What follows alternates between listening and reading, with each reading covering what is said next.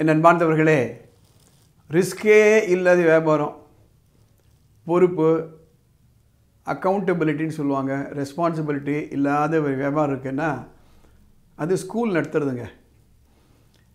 இப்போது எல்லாருக்கும் என்ன ஒரு ஆசை, தங்கள் குழந்தைகளை நல்ல ஸ்கூலில் படிக்க வச்சுடணும், டாக்டர் ஆக்கிடணும், இன்ஜினியர் ஆகிடணும், ஐஏஎஸ் ஆக்கிடணும், நல்ல ஒரு கவர்மெண்ட் ஜாபில் போயிடணும், வெளிநாட்டுக்கு போயிடணும், என்ன செலவானாலும் பரவாயில்ல, பசங்களை நான் படிக்க வைக்கணும், நாங்கள் தான் படிக்கலை, எங்கள் குழந்தைகளாவது படிக்கணும். இந்த மனநிலை தான் மற்றவங்களுடைய மூலதனம். ஒரு ஸ்கூல் இருக்குதுன்னு வச்சுக்கோங்களேன், அது பாப்புலர் ஆகிடுது, இல்லை அந்த ஊரில் அதை விட்டால் வேறு ஸ்கூல் கிடைக்கல வச்சுக்கோங்க, எதானா ஒன்று. சரி, குழந்தைகளுக்கு அட்மிட் பண்ணிடுறாங்க. அட்மிட் ஆகிற வரையில் ஸ்கூல் மேனேஜ்மெண்ட்டுடைய மனநிலை என்ன, அட்மிட் ஆனப்புறம் அவங்களுடைய மனநிலை என்ன? கடந்த 2-3 ஆண்டுகளாகவே கல்வியாளர்ன்ற முறையில் நான் ஒரு விஷயத்தை பார்த்துட்டு வரேன். இந்த ஒரு 4 வருஷத்துக்கு முன்னாடி கொரோனா வந்த பீரியடில் கிட்டத்தட்ட 2-3 வருடங்கள் குழந்தைகளுக்கு எந்த விதமான வகுப்புகளே கிடையாது, ஆன்லைன் தான். நிறைய பள்ளிக்கூடங்களில் ஆன்லைனை எடுக்க முடியல, அது உண்மை. ஏன்னா நேராக வகுப்பில் இருக்கும்போதே பசங்களை டிசிப்ளினை பார்த்துக்க முடியாது. எங்கேயோ ஒரு டீச்சர் இருக்காங்க, எங்கேயோ ஒரு பையன் படிச்சுட்டு இருக்கான் வீட்டில், அவங்க வீட்டில் இன்டர்நெட் இருக்கோ இல்லையோ தெரியாது. கிராமங்கள்லாம் போனீங்களன்னா சுத்தமாக இன்டர்நெட் இருக்காது, அந்த பேசிக் ரெக்குவயர்மெண்ட் இருக்காது. இப்போது எல்லார் வீட்லேயும் இன்டர்நெட் இருக்குது. என்ன கொரோனா பீரியடில் பழக்கப்படுத்திட்டோம்.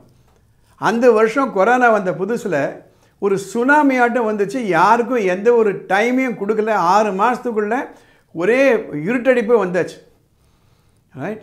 அந்த பீரியடில் 2-3 வருடங்கள் பசங்க படிக்க முடியல, பாடம் சொல்ல கொடுக்க முடியல, அதுதான் உண்மை.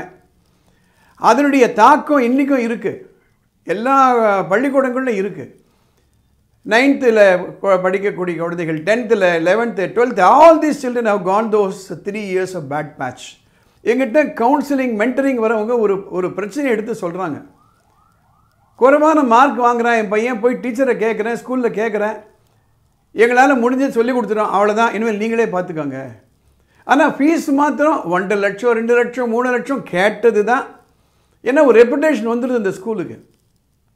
என்ன சொல்கிறாங்க, இல்லைன்னா டிசி வாங்கிட்டு போயிடுங்க. என்ன காரணம்னா, இவங்க டிசி வாங்கினாங்கன்னா இன்னும் 4 அட்மிஷன் வரதுக்கு தயாராக இருக்காங்க. நான் என்ன பொறுப்பு? அந்த ஃபீஸ் ஸ்ட்ரக்சரை ரெகுலேட் பண்ணுறதுக்கு உண்டான முழுமையான அமைப்பு இன்னும் வரல. ரெண்டாவது, டீச்சர்கள் பாடம் சொல்லிக் கொடுக்குறாங்களா சொல்லிக் கொடுக்கல, சிஸ்டமேட்டிக் வே ஆஃப் எவாலுவேஷன் இல்லை. மூன்றாவது, மேனேஜ்மெண்ட் பொறுத்தவரையில் எத்தனை மேனேஜ்மெண்ட்டு உண்மையிலேயே சர்வீஸோடு பண்ணுறாங்க, அந்த சேவை மனப்பான்மையோடு பண்ணுறாங்கன்னு பெரிய கேள்விக்குறி.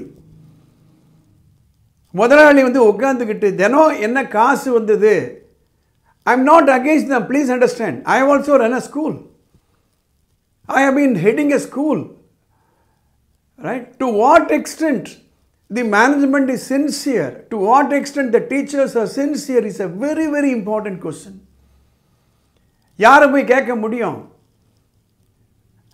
ஸ்டூடெண்ட்ஸே வீட்டில் போய் பேரண்ட்ஸ்னு சொல்கிறதுக்கு பயப்படுறாங்க. நான் சொன்னால் நீ போய் டீச்சரை கேட்டுருவேன், டீச்சர் பிரின்சிபல்கிட்ட சொல்லிடுவாங்க, அதுக்கப்புறம் எனக்கு கிளாஸில் டார்ச்சர் இருக்கும், நான் மாட்டேன். இதுக்கு வழி இருக்குது, என்ன இருக்குது? PTA, parent teachers association. ஆனால் அந்த அசோசியேஷனில் தங்களுக்கு தேவையான ஆளை போட்டுப்பாங்க.